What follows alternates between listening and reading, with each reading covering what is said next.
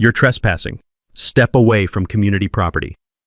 That's what the HOA Karen told me, while standing on the ranch my family has owned since 1952. I'd just returned from an 18-month Army deployment. Dust still on my boots. Duffel bag in the back of my pickup. I pull up to the gate of my family's 200-acre ranch, and a spotless white Mercedes is blocking the entrance. She's already on the phone with 911. "Officer, there's a man refusing to leave our property." Sirens started echoing down the valley. I walked toward her holding the original deed my grandfather filed decades before her entire subdivision even existed. She kept smiling, confident, certain I was about to be arrested. She had no idea that one phone call would trigger a legal battle that would destroy everything she'd built. "What would you do if strangers tried to steal your family's ranch? Where are you watching from?" Let me back up and tell you how this whole mess started. Stone Creek Ranch has been in my family for 3 generations. My grandfather, tough old bird named Frank Stone, homesteaded this land back in 1952 with nothing but grit and a handshake deal with the county. 200 acres of prime Texas hill country, rolling pastures, original growth timber, and a natural creek that runs clear and cold year-round. I'm 3rd-generation Army Corps of Engineers trained in infrastructure, water rights, and land surveying. The military taught me precision, documentation, and how to think 3 steps ahead. Skills that were about to come in real handy. The ranch isn't just pretty scenery. We run cattle, host the county fair every summer, and my workshop has pulled more neighbors out of mechanical trouble than I can count. When Mrs. Rodriguez's tractor broke down during harvest, guess who spent his weekend fixing it for free? When the Hendersons needed hay after that drought in 2019, guess whose barn doors stayed open? But 3 years ago, everything started changing. Bradley Whitfield's development company built Meadowbrook Estates, this luxury subdivision right next to our property line. Big houses, manicured lawns, and HOA rules thicker than a phone book. The houses sold fast to city folks wanting that country lifestyle without any actual country responsibilities. Karen Whitfield, Bradley's wife, made herself HOA president before the paint dried on the first house. 45 years old, former pharmaceutical sales rep, drives that white Mercedes like it's a weapon. She's got this way of using words like community standards and property values that makes your skin crawl. The trouble started small. Karen would drive by our fence line taking pictures. Then came the complaints to the county about our unsightly agricultural operations. The smell of fresh hay and leather in the barn mixing with that chemical odor from new construction told the whole story. Old Texas bumping up against suburban entitlement. When I got back from deployment last month, I found HOA violation notices taped to my front door. $500 a day in fines for unauthorized livestock operations in a residential zone. My cattle, Roosevelt the bull and his ladies, were apparently violating someone's aesthetic sensibilities. Mrs. Rodriguez, bless her heart, filled me in over coffee. "That HOA woman's been here 3 times, mijo, measuring things, taking pictures, asking questions about your water rights." The rough wooden gatepost where Grandpa carved Stone Creek 1952 had fresh scratches around it, like someone had been trying to remove his handiwork. But Karen's opening move was pure genius, in an evil mastermind kind of way. She'd hired a surveyor to re-establish proper boundary lines and filed a complaint claiming our ranch access road fell under HOA jurisdiction, the same road Grandpa built in 1952, maintained by the county for 70 years. 2 days after I got home, Karen rolled up with some lawyer in a shiny BMW, got out like she owned the place, clipboard in hand, demanding we remove all livestock within 48 hours or face significant legal consequences. I stood there in my work jeans and boots, looking at this woman in her business suit telling me to get rid of cattle that had been grazing this land since before she was born. Roosevelt, my prize bull, chose that exact moment to lumber over to the fence and stare at her Mercedes like it had personally offended him. "Ma'am," I said, keeping my voice level, "this ranch has been operating under agricultural exemption since 1952. We're grandfathered under county zoning." Karen's smile got sharper. "Not according to our community attorney. This entire area is now residential. Your little hobby farm is bringing down property values for legitimate homeowners." Hobby farm. 70 years of Stone family sweat and sacrifice, and she called it a hobby farm.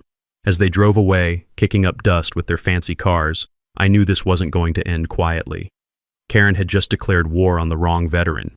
Karen didn't waste time escalating. Within a week, she'd filed formal complaints with the county claiming our ranch violated residential zoning laws. Then she hired her own surveyor, some guy in pressed khakis who'd never seen a day of honest work, to re-establish proper boundaries. But here's where Karen's city girl ignorance started showing. She spread rumors at the country club that our ranch was an unsanitary health hazard, apparently not realizing that half the country club members buy their beef from ranches just like ours. The rumor mill works both ways in small towns, and word got back to me fast. The real kicker? Karen sent certified letters to all our neighbors encouraging them to file noise complaints about cattle operations that had been running peacefully for decades. Mrs. Rodriguez brought me a copy, shaking her head. "This woman's got more nerve than a toothache," she said, which in Texas means you've really crossed a line. Now, the Army taught me that when someone attacks, you don't just defend, you gather intelligence. So I spent 3 days at the county courthouse digging through property records like I was searching for IEDs in Iraq. And boy, did I find some buried treasure. Turns out Meadowbrook Estates was built using something called overlay zoning. Sounds fancy, but here's what it really means. The county let Bradley build his subdivision while acknowledging that existing properties kept their original zoning rights. Our ranch maintained its agricultural exemption, grandfathered from 1952. Karen's neighborhood was basically built around us, not over us. But the real bombshell was in the original county planning meeting minutes from 2019. Bradley Whitfield himself argued that keeping the ranch would add rustic charm and authentic character to the community. He literally used our ranch as a selling point to buyers, then sent his wife to harass us out of existence. I called Nolan McCarthy, our family attorney and a guy who's been fighting property battles since before Karen was born. Retired county prosecutor, knows where all the legal bodies are buried. When I showed him the documents, he started grinning like a kid on Christmas morning. "Son," he said, "you've got them dead to rights, but let's do this properly." We ordered a new professional survey using the original 1952 boundary markers. Iron pins Grandpa drove himself, still there after 70 years. The results were beautiful. Not only was our agricultural exemption rock solid, but Karen's precious community entrance with its fancy stone pillars and HOA signs was built 15 feet onto our property. 15 feet of illegal trespass, decorated with their own violation notices. I filed the trespass notice on a Tuesday. By Thursday, Karen showed up with a county inspector demanding an immediate cattle inspection. She had this satisfied look, like she was about to spring some trap. "Ma'am," the inspector said, looking confused as he reviewed our paperwork, "this ranch has been here longer than the county zoning office. Everything's in perfect order." Karen's face went through about 6 different shades of red. "That's impossible. Our attorney said—" "Your attorney was misinformed," the inspector cut her off. "Agricultural exemptions don't expire just because someone builds houses nearby." That's when Karen made her first real mistake. Instead of backing down gracefully, she got personal. "I don't care what some dusty old papers say. I won't have this neighborhood turned into some backwoods cattle operation. I'll make his life miserable until he sells." The inspector actually took a step back. Threatening harassment in front of a county official? That's admitting to a crime. But my favorite part of this whole mess was Roosevelt's reaction to Karen's car horn. Every morning, she'd drive by and honk, trying to spook the cattle, I guess. But Roosevelt, being a bull with opinions, would position himself right at the fence line and just stare at her Mercedes. Not aggressive, just judgmental. The neighbors started bringing coffee to watch the daily staring contest. Mrs. Rodriguez called it better than cable TV. Here's something most people don't know about property law. Agricultural exemptions don't just protect your right to farm, they actually give you special legal standing against harassment.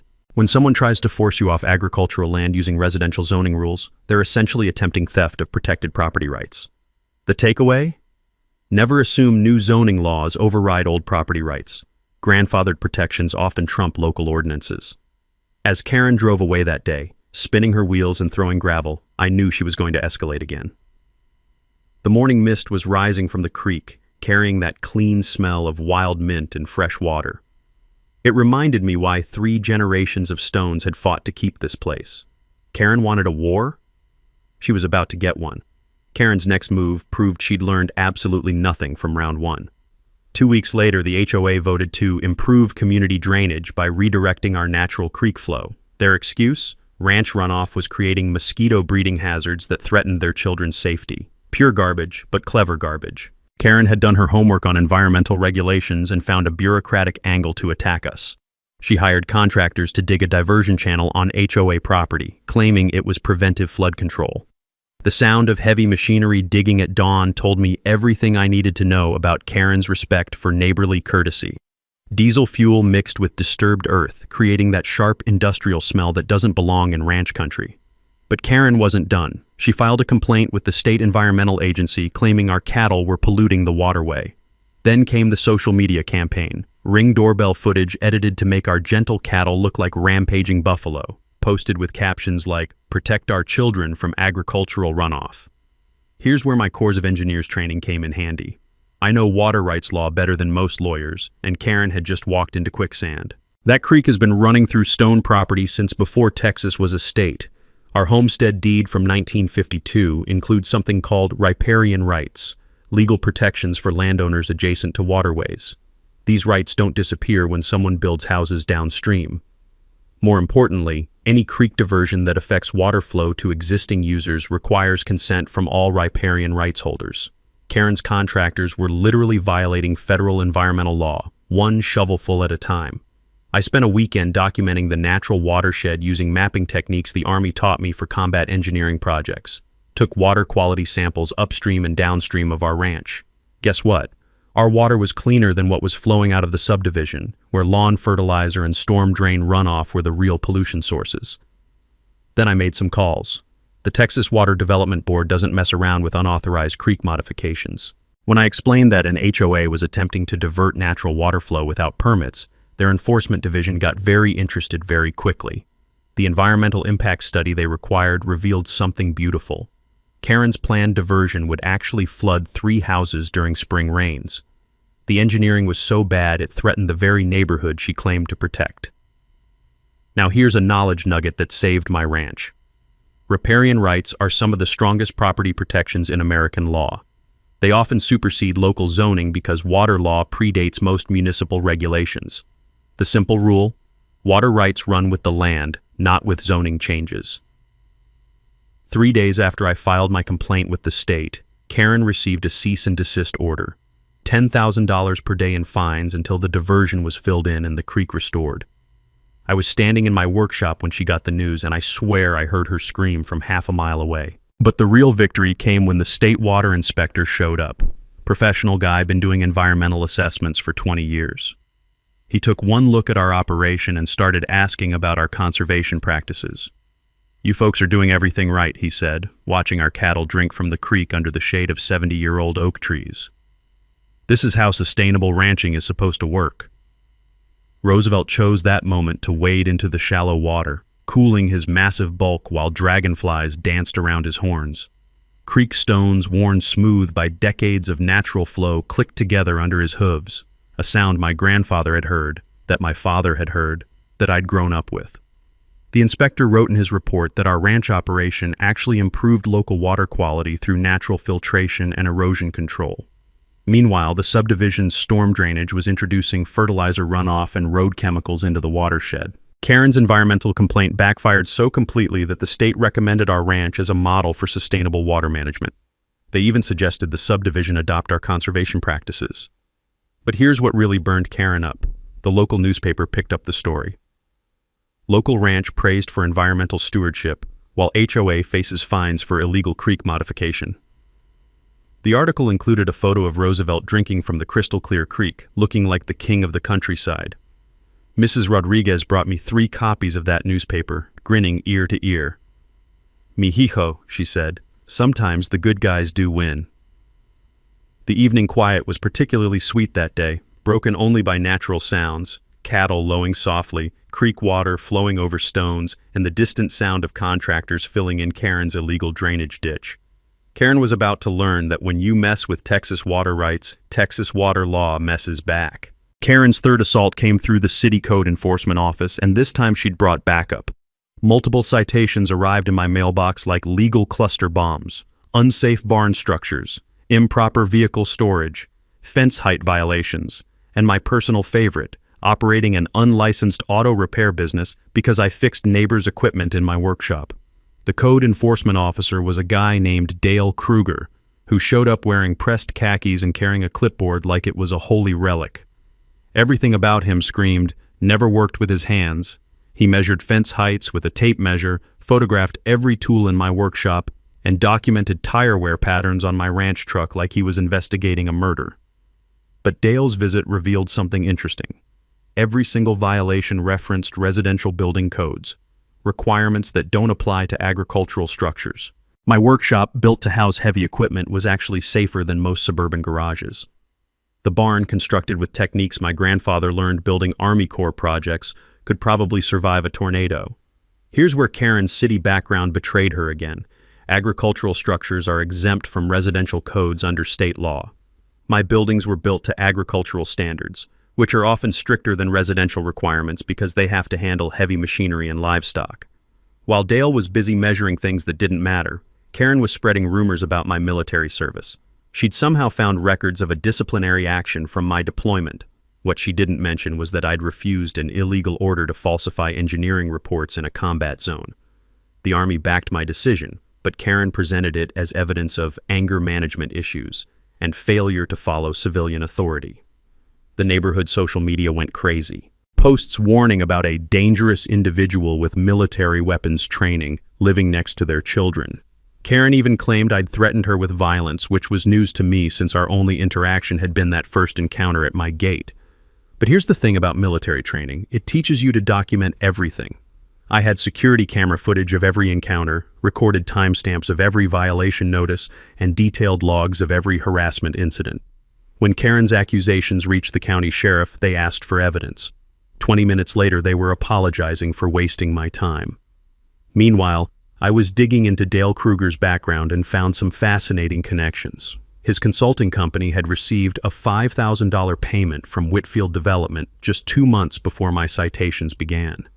Municipal records showed Dale had used the same violation tactics against 3 other properties that Bradley wanted to acquire. The pattern was clear: identify problem properties, harass owners with frivolous code violations, force expensive legal battles until they sell below market value. But Dale made one crucial mistake.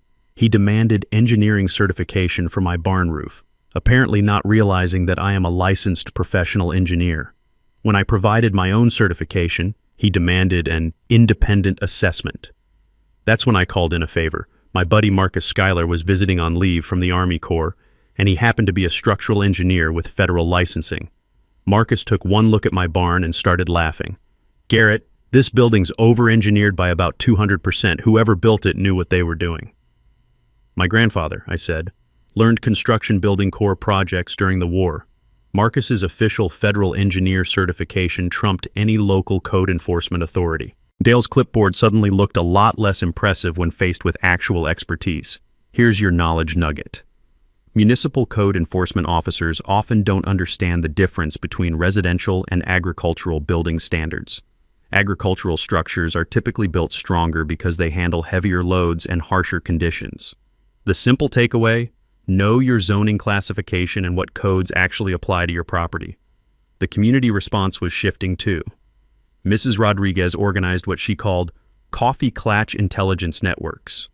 Basically, neighborhood ladies sharing information about Karen's tactics. Turns out, Karen had approached the feed store owner trying to get ranch suppliers to boycott me. She'd pressured our veterinarian to drop us as clients. She was systematically trying to strangle our operation economically, but small-town loyalty runs deeper than HOA threats. Doc Martinez, our vet, told Karen exactly where she could stick her demands. The feed store owner, Vietnam veteran who'd known my family for 40 years, suggested Karen might want to find a new place to buy her fancy lawn fertilizer. The morning smell of fresh coffee at these neighbor meetings, mixing with the old wood scent of Mrs. Rodriguez's kitchen, reminded me why rural communities stick together. We look after each other because out here, your neighbors aren't just people who live nearby. They're your lifeline when trouble comes calling. Karen was about to learn that attacking one ranch family meant taking on the entire community. 3 weeks into Karen's siege, I decided to dig deeper into our property history. Something wasn't adding up about how a subdivision got built so close to our boundaries without triggering easement disputes. So I drove to the state archives in Austin, requesting every document related to the original stone homestead. What I found changed everything. Grandpa's 1952 deed included a clause I'd never paid attention to. Mineral rights. Not just oil and gas, but gravel and stone quarrying rights to the entire property. Texas Hill Country is built on limestone, and quality building stone was valuable even back then. But the real bombshell was in the survey maps. The original Stone Creek Ranch included 25 acres that were never officially transferred to the county. Due to a clerical error in 1987, the county had sold land to Bradley's development company that they didn't actually own. Those missing 25 acres included the current HOA Community Center, the fancy entrance with its stone pillars, and half the subdivision's main road. Karen's HOA had built their entire common area infrastructure on land that still technically belonged to my family. I sat in that archive reading room surrounded by musty documents and the smell of old paper, trying to process what this meant. The county had sold property without clear title. Bradley's company had purchased land they couldn't legally obtain. And Karen's HOA had invested $800,000 in facilities on property they didn't own. Here's how title law works. You can't give what you don't have.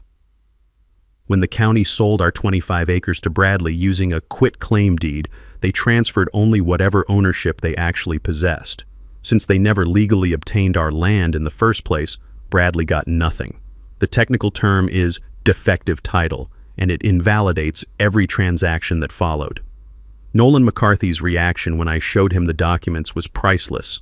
This 70-year-old attorney actually jumped out of his chair and started pacing around his office like a prosecutor who'd just found the smoking gun. "Son," he said, "they're not just harassing you, they're living on stolen land." The financial implications were staggering. 25 acres of prime developed real estate worth approximately $2.4 million at current market rates. The HOA had unknowingly invested in improvements to property they'd never legally acquired. Their insurance policies were void because you can't insure property you don't own. More importantly, all of Karen's liens and violations against our ranch were legally meaningless. You can't encumber someone's property when you don't have legal standing to file complaints in the first place. But here's where it got really interesting. Texas law requires continuous property tax payments to maintain ownership claims. I drove straight to the county tax office and pulled records going back to 1952. Stone family had been paying taxes on all original acreage every single year, including the disputed 25 acres. The tax assessor, a woman who'd been there since dirt was invented, shook her head when she saw the documents. "Honey, this is the kind of mistake that keeps lawyers in business for generations. Your family never stopped owning that land. The county just forgot to tell anybody." This wasn't just a harassment case anymore. This was potentially systematic fraud involving a county government, a development company, and an HOA that had been illegally formed using defective property titles. I drove home thinking about irony. Karen had spent months trying to steal my ranch through legal harassment, never realizing she was living on land my family actually owned. Every violation notice, every fine, every threat had been coming from people with no legal authority to make them. Roosevelt was waiting at the gate when I got home, probably wondering why I looked like I'd swallowed the canary. "Big guy," I told him. "We just found our ace in the hole." The next morning, Nolan and I spread maps across my kitchen table like generals planning a campaign. Coffee brewing, legal documents everywhere, and the sweet smell of revenge in the air. "We've got two choices," Nolan explained. "Quiet title action to establish clear ownership, or nuclear option. Demand immediate removal of all HOA structures from your land." I chose option 3. Force a public hearing where every dirty trick would be exposed under oath, with media present. Karen wanted a fight? Let's give her one she'd never forget. The plan was beautiful in its simplicity. File for quiet title action with the county, requesting a public hearing to resolve the boundary dispute. Force Karen's HOA to defend their legal standing while knowing they had none. Meanwhile, document every harassment incident until we had enough evidence to destroy them in court. But I wanted insurance. A physical demonstration that would make the property dispute impossible to ignore. Using my Corps of Engineers background, I designed controlled access barriers for the disputed entrance, temporary structures that looked permanent but could be removed quickly if needed. The barriers served dual purposes. They'd block HOA access during their next community meeting, and they'd force acknowledgement of the property dispute. When Karen called police, they'd have to investigate the underlying ownership question. Mrs. Rodriguez became our unofficial intelligence coordinator. Her kitchen turned into mission control, with neighborhood ladies providing real-time updates on HOA activities. The smell of fresh tortillas and strong coffee fueled our planning sessions. "That woman's been calling emergency HOA meetings," Mrs. Rodriguez reported, "talking about lawsuits and property condemnation." Perfect. Let Karen dig her hole deeper. Meanwhile, I was building our legal case systematically. Professional surveyor confirmed the boundary discrepancies using original 1952 iron markers. Environmental engineer documented that our ranch operations actually improved local water quality. 3 expert witnesses ready to testify about agricultural exemptions, water rights, and property law. But the most important piece was community support. I discovered that most HOA residents had no idea their property titles were defective. When I quietly approached 3 reasonable board members, they were horrified to learn about the legal problems. Here's something most people don't understand about HOA law. Boards have fiduciary responsibility to protect homeowner investments. When leadership pursues personal vendettas that threaten property values, they can be held personally liable for damages. The simple rule: HOA boards must act in community interest, not personal interest. Secret meetings in my workshop revealed that even some HOA members wanted Karen removed. Her extremist tactics were embarrassing the neighborhood and creating legal liability for everyone. They were ready to support reasonable resolution if it protected their home investments. I spent evenings teaching neighbors about property law basics, how to research deed records, understand zoning classifications, verify boundary lines. Knowledge is power. And an educated community couldn't be manipulated by Karen's legal theater. The media strategy was crucial. Local newspaper interested in "government error creates property rights conflict" angle framed the story as innocent homeowners caught in bureaucratic mistake, with me as problem solver rather than problem creator. Channel 12 News loved the David versus Goliath narrative.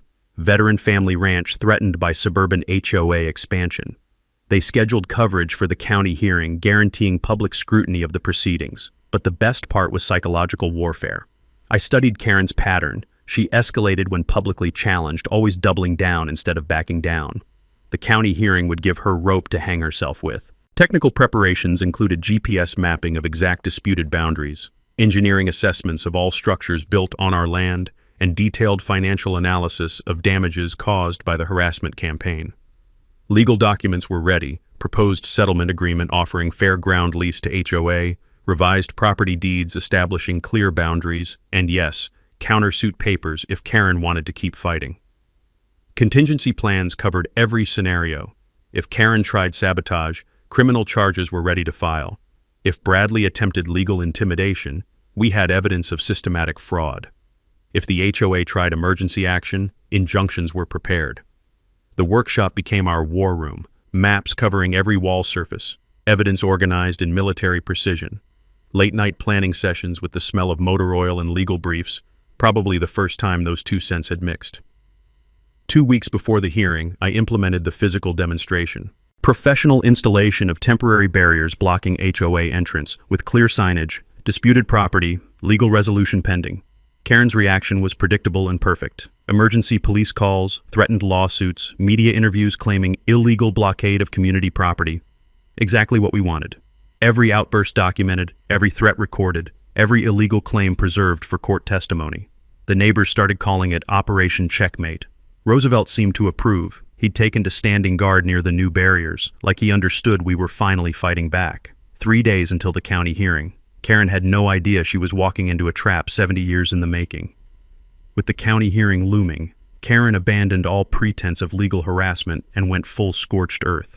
Her desperation was showing, and desperate people make stupid mistakes.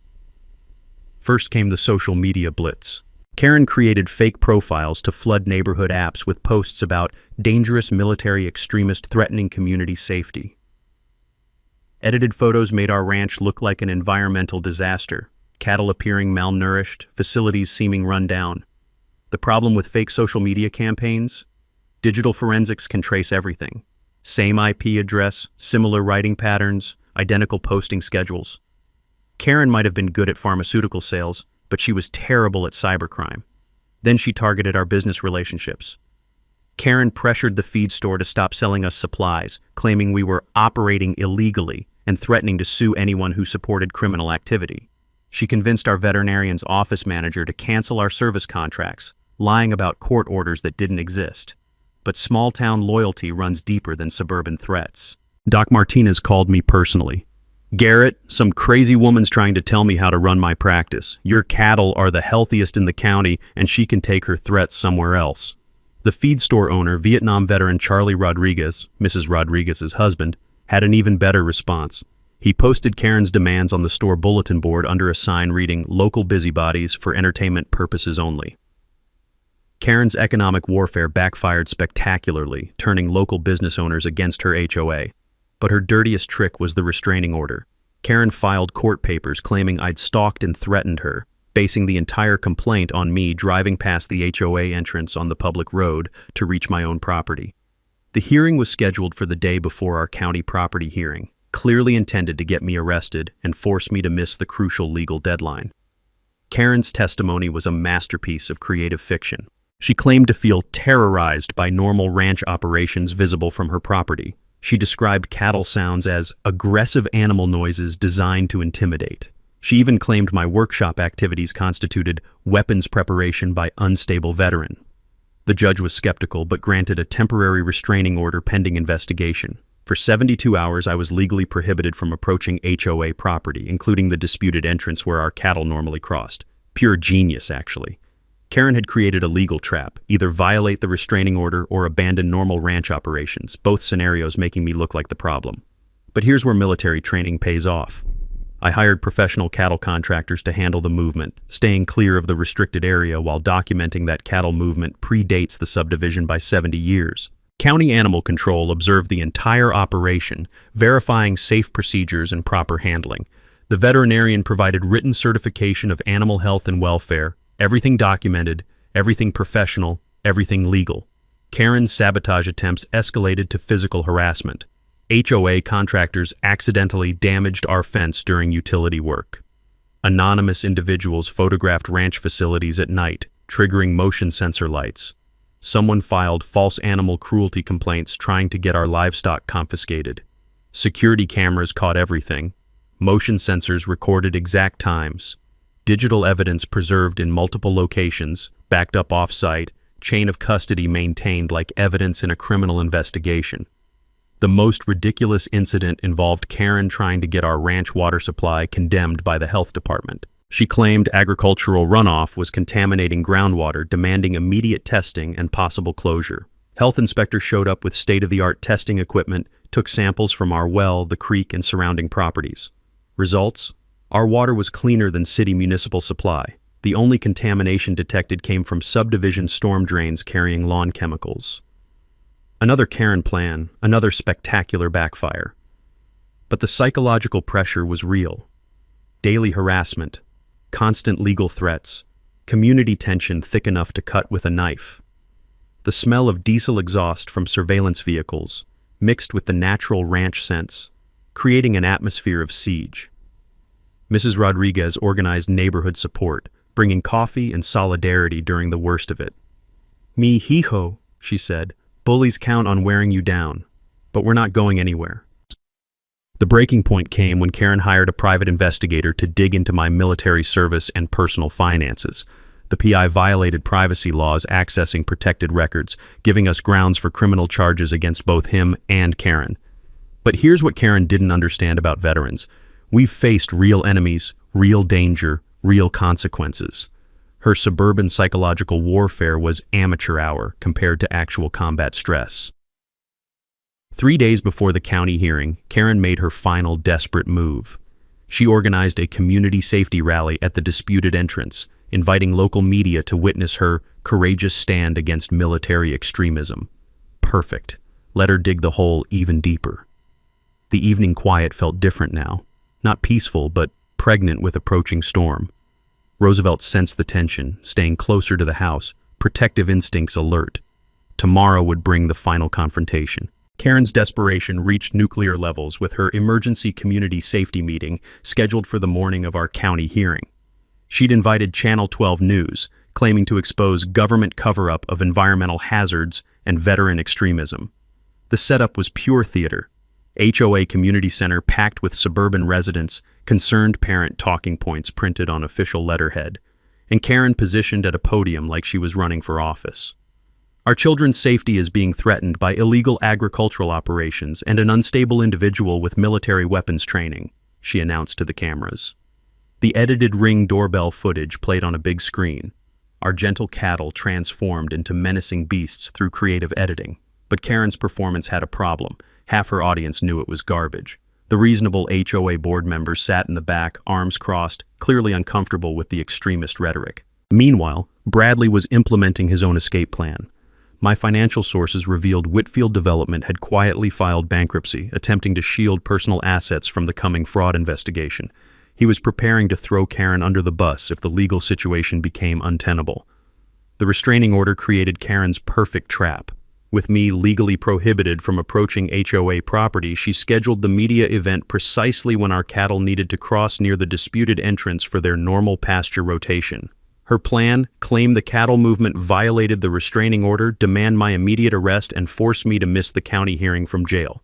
Brilliant strategy if you ignore the fact that I'd anticipated exactly this move. The professional cattle contractor I'd hired was a retired Marine named Jake Morrison, who understood precision operations under hostile conditions. Jake moved our cattle using a route that stayed precisely outside the restricted zone, GPS verified to the foot. But Karen wasn't satisfied with legal victories. She wanted dramatic confrontation for the cameras. Despite the restraining order, Karen drove her Mercedes to the boundary of the disputed area during the cattle movement. When Jake politely asked her to move her vehicle for safety reasons, she immediately called 911, claiming assault by military extremist associates.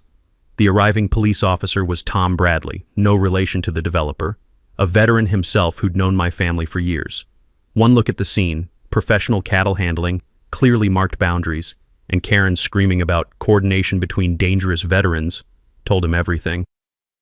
"Ma'am," Officer Bradley said with Texas patience, "these gentlemen are conducting legal agricultural operations on private property. You're the one creating a disturbance." Karen's meltdown was spectacular. She demanded Tom arrest Jake for criminal conspiracy, accused me of using military connections to corrupt local police, and threatened to expose the conspiracy to federal authorities. All on camera, all recorded, all perfect evidence for tomorrow's hearing. The state environmental report arrived that afternoon like a gift from heaven.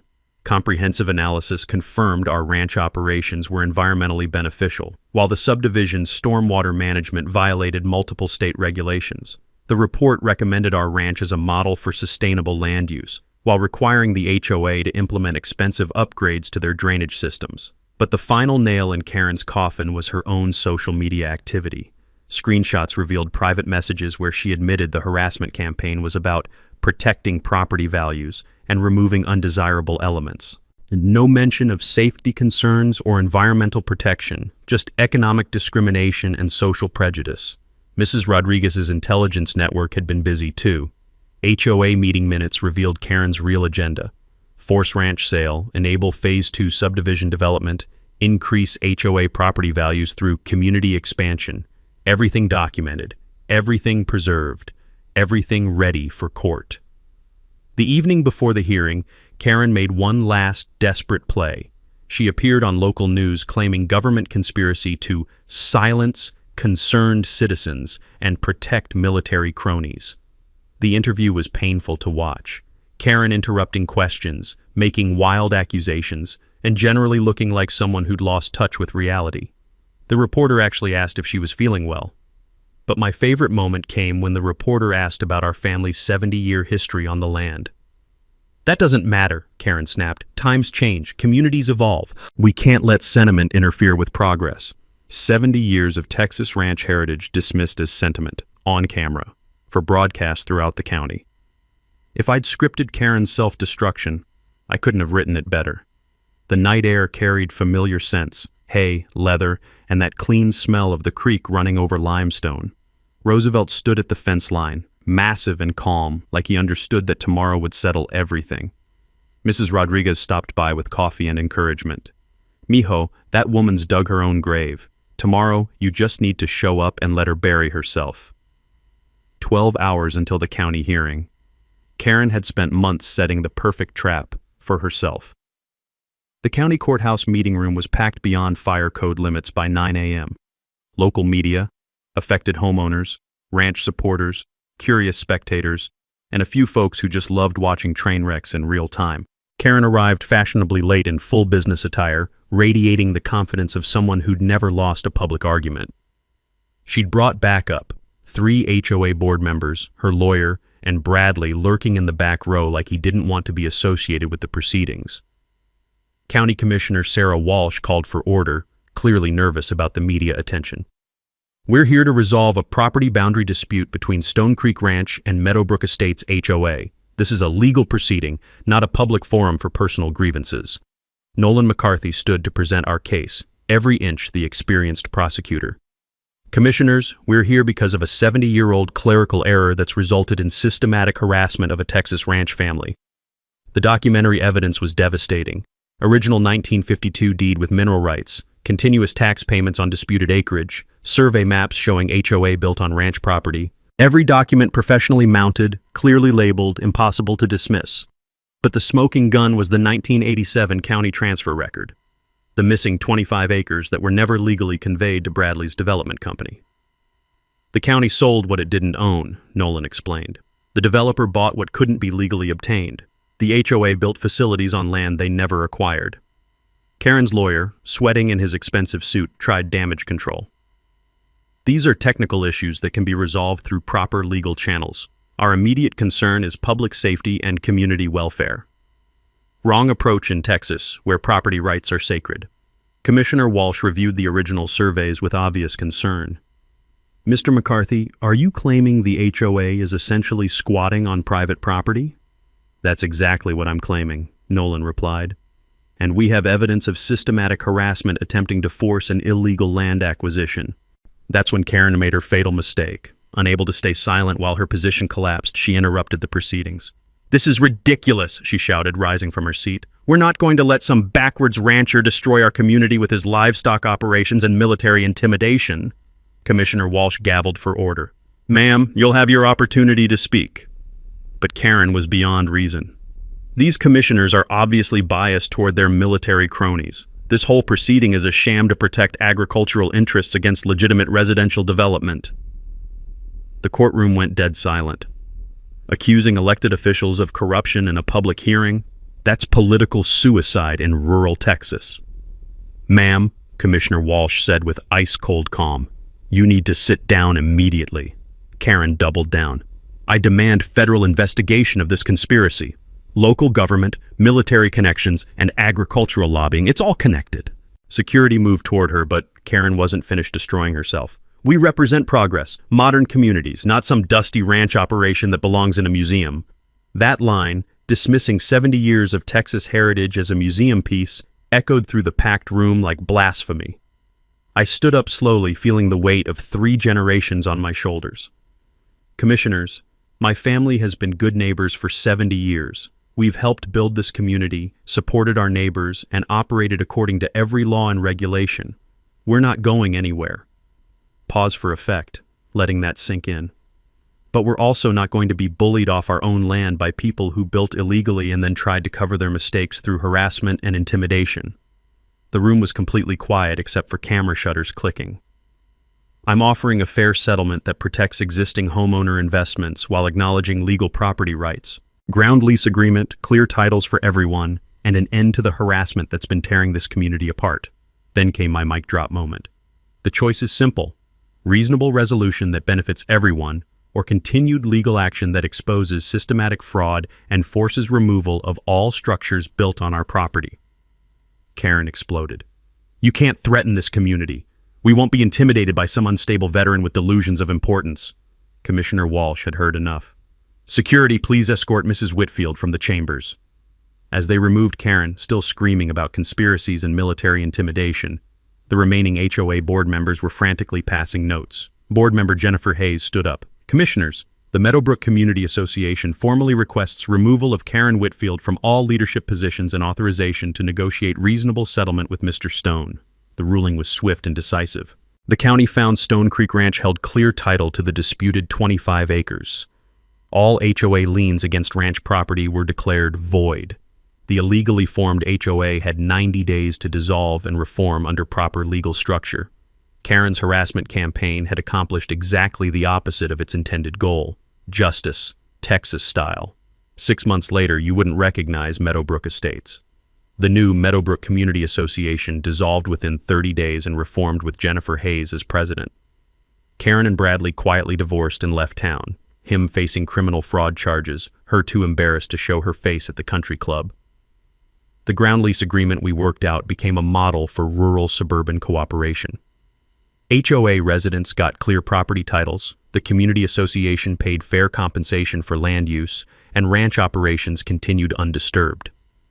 Property values actually increased because of the agricultural zoning stability. But the real transformation was social. Our first annual Harvest Festival drew 300 people: HOA families, longtime ranchers, and everyone in between. Mrs. Rodriguez organized the food trucks, Roosevelt got his own petting zoo section, and Channel 12 ran a feel-good feature about community healing through cooperation. The legal aftermath delivered its own justice. Bradley pleaded guilty to real estate fraud, receiving 3 years probation and hefty fines. The code enforcement officer was fired for conflict of interest violations. 3 other families recovered their stolen land through similar legal actions. Karen, last I heard, she was working retail in a strip mall outside San Antonio. Apparently, small-town politics weren't as easy to manipulate as pharmaceutical sales territories. The ranch itself underwent a renaissance. Settlement money funded workshop expansion, improved cattle facilities, and a conservation easement protecting the creek watershed forever. Sarah Schuyler, the veterinarian who stood by us during the harassment, accepted my marriage proposal last Christmas. The wedding's planned for next fall, with Roosevelt serving as honorary ring bearer. Here's what most people don't realize about property law battles. They're not really about land. They're about respect, community, and the right to exist without harassment. When someone tries to steal your heritage through legal intimidation, you're fighting for every family that's faced similar threats. The practical lessons were invaluable. I taught a workshop at the county extension office about property rights research. 43 people learned how to verify deed records, understand zoning classifications, and protect themselves from HOA overreach. Knowledge is the best defense against bureaucratic bullying. Environmental improvements exceeded everyone's expectations. Our creek restoration project created a model watershed that neighboring counties study for sustainable development practices. The conservation easement ensures clean water for generations while demonstrating that agriculture and environmental protection can coexist. But the most satisfying outcome was social. The Stone Creek Agricultural Scholarship sends 2 local kids to college annually, funded by lease payments from the Community Association. This year's recipients are studying agricultural engineering and environmental science, exactly the skills rural communities need. Mrs. Rodriguez, now honorary ranch grandmother, teaches traditional cooking classes in our new community kitchen. Her tamales have become legendary at local events, and she's training the next generation of neighborhood cooks. The broader impact rippled through rural Texas. Counties updated their title verification procedures. Real estate developers face stricter oversight. HOAs can't simply declare agricultural operations incompatible without legal standing. 3 ranch families approached me for legal consultation after facing similar harassment. Armed with our legal precedent and documentation strategies, they resolved their disputes quickly and favorably. Roosevelt, now 9 years old and still the king of his domain, has become something of a local celebrity. Tourists stop by to photograph the famous bull who stared down the HOA. He seems to enjoy the attention, posing patiently for selfies with visiting children. The workshop where this all started hosts monthly community meetings now. Former enemies work together on watershed protection, emergency preparedness, and supporting local agriculture. The smell of coffee and fresh hay has replaced the tension of legal battles. Looking back, Karen's harassment campaign accomplished something she never intended. It forced our community to confront the question of what we valued most. Property rights won, but so did cooperation, respect, and the understanding that rural and suburban neighbors can thrive together. Share your own HOA nightmare story in the comments. Let's support each other through these bureaucratic battles. Subscribe for more David versus Goliath stories where the little guy wins, and ring that bell for notifications. Next week's story involves a corrupt city council and a food truck entrepreneur who discovered the mayor's secret investment in her biggest competitor. Trust me, you won't believe how she exposed the conspiracy using nothing but health department records and social media detective work. Sometimes the good guys really do win.